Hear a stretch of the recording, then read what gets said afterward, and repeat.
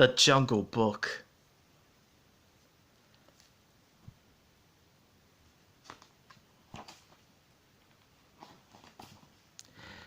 Long ago, deep in the jungles of India, there lived a wise and kind Black Panther named Bagheera. One day, as Bagheera walked along the river, he saw something surprising. A baby. The baby was lying in a boat that had crashed onto the shore. "Why, it's a man cub," the panther said to himself. The man cub was in urgent need of food and care, but the closest man village was days away. So Bagheera took the baby to a nearby wolf family. The mother had just had pups, and Bagheera hoped she would accept the man cub as one of her own. The panther placed the baby near the den and stepped away. After a few quick sniffs, the mother wolf gently carried the baby into her den.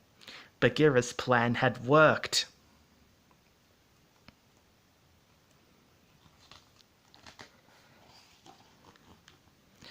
For the next 10 years, Mowgli, as the man cub came to be called, lived happily with the wolves.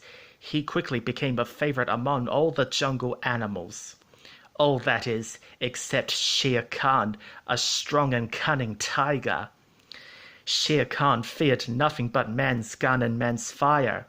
He had heard of the young man cub and believed that Mowgli would grow up to be a hunter. The tiger wanted to make sure that did not happen. One night, the wolf elders met at Council Rock to discuss the matter. Akela, the wolf leader, declared that for everyone's safety, Mowgli would have to leave the pack. "But the boy cannot survive alone in the jungle," protested Mowgli's father, Rama. Bagheera, who had returned often during the years to check on Mowgli, had been listening to the wolves. He jumped down from his perch in the tree and approached Akela and Rama. "Maybe I can help," he said. "I know a man village where Mowgli would be safe." "So be it," said Akela. "There is no time to lose. Good luck." Early the next morning, Bagheera and Mowgli set out. They traveled fast and were soon deep in the jungle. The two traveled well into the night. "Bagheera," said Mowgli, "I'm getting sleepy. Should we go back home?" Bagheera told Mowgli about Shere Khan and the Wolf Council's decision. Mowgli was shocked. "I don't want to go to the man village," he protested.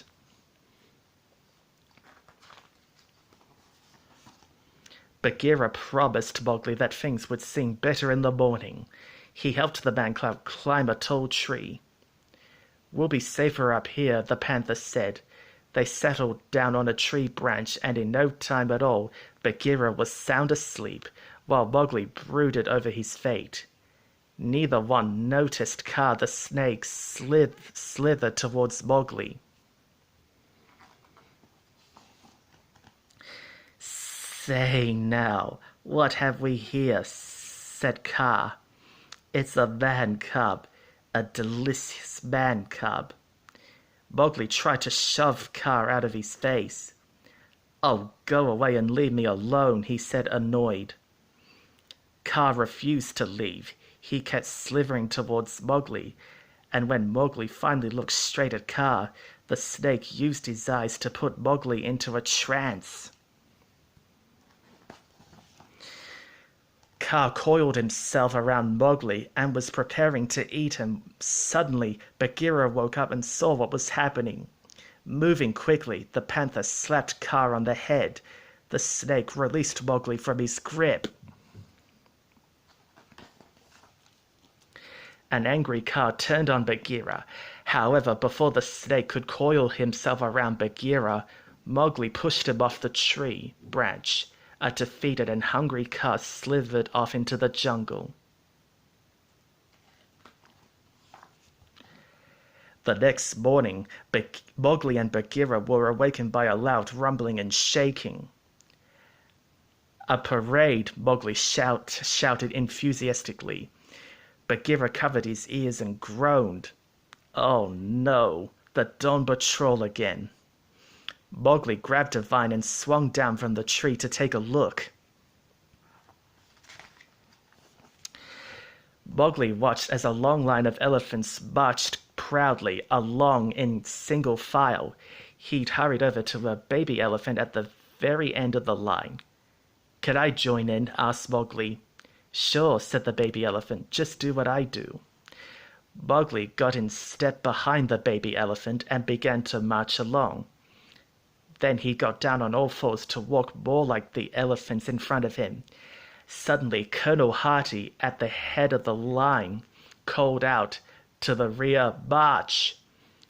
Mowgli did not know that meant the entire company had to turn around. Bonk! He and the baby elephant bumped into each other.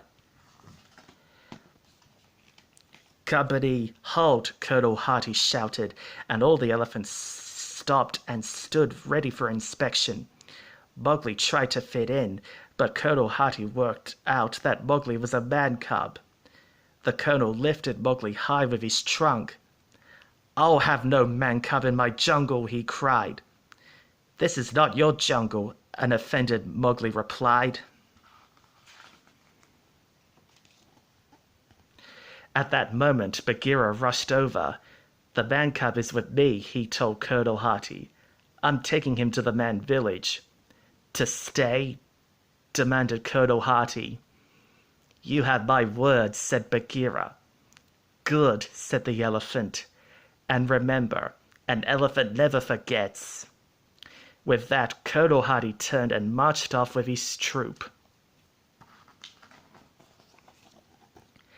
"You're going to the bad village right now," said Bagheera. "I'm staying right here," Mowgli cried. He wrapped his arms around a small tree. "You're going if I have to drag you," shouted Bagheera, and he tried unsuccessfully to pull Mowgli off the tree. Bagheera lost his temper.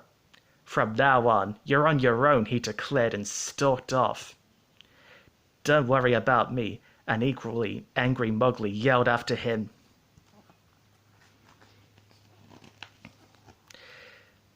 Mowgli wandered through the jungle and finally came to rest against a large rock. He heard rustling leaves, and suddenly a singing and dancing bear named Baloo appeared. Mowgli was upset after his fight with Bagheera, but once Baloo arrived, it was hard to stay in a bad mood.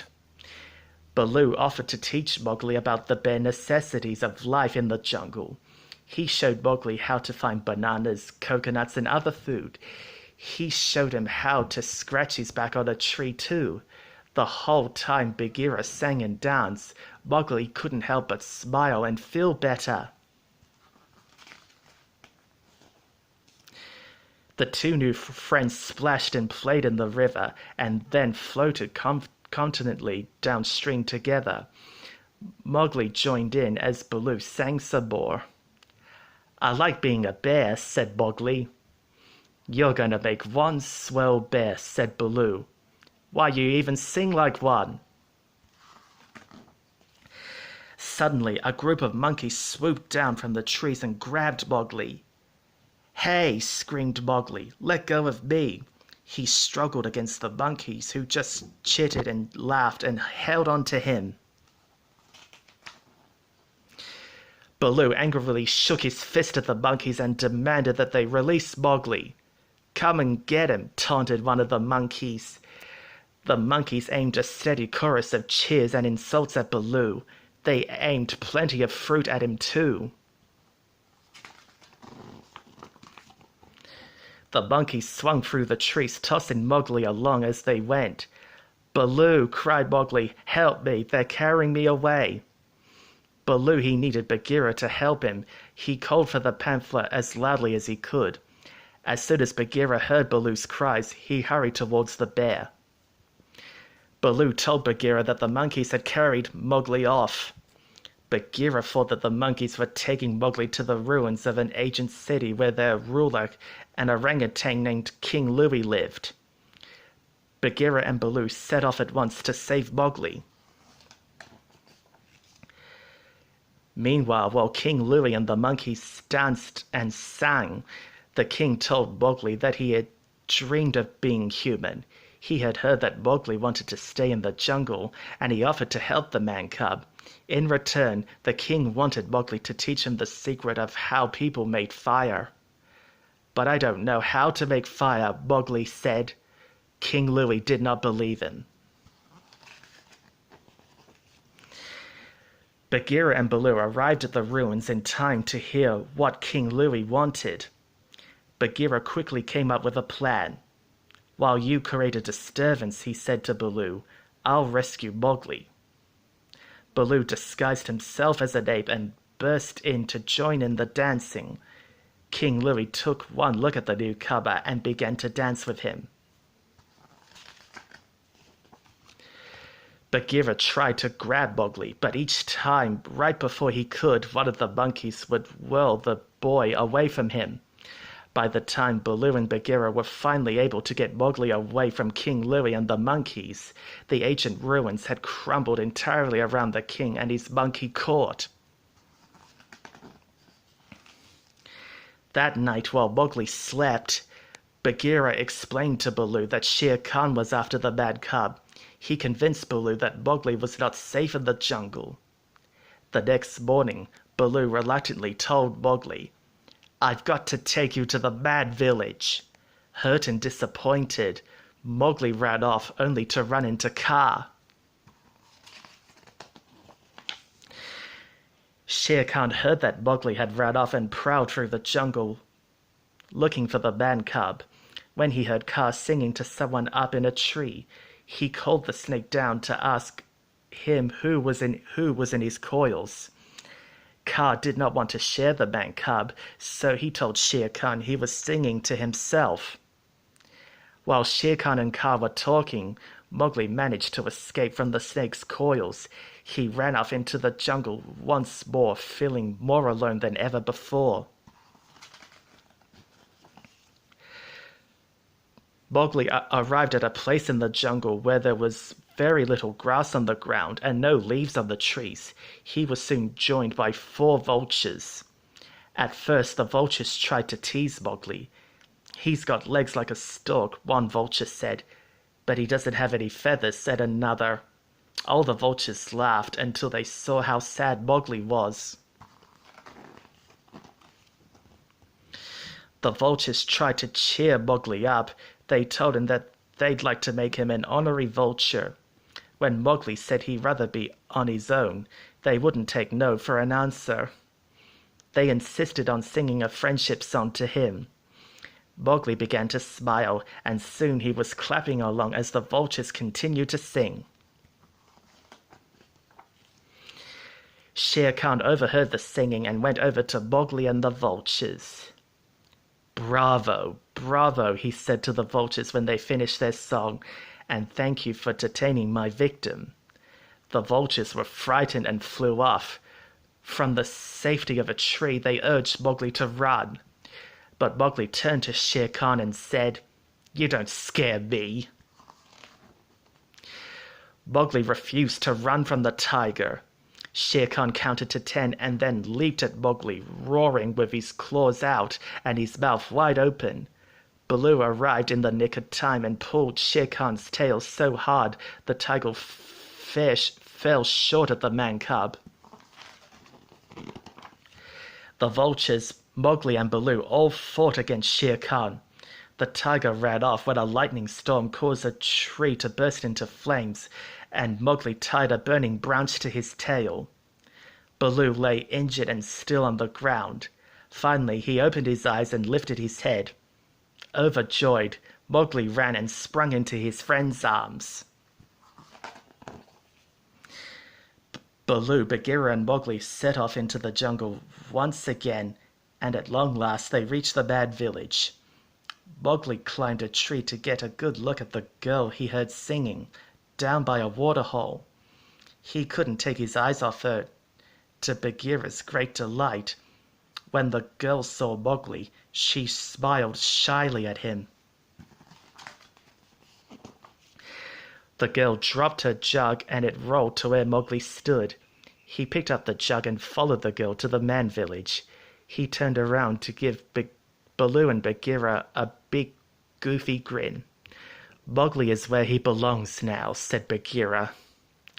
"I think you're right," said Baloo. And he and Bagheera danced happily back into the jungle.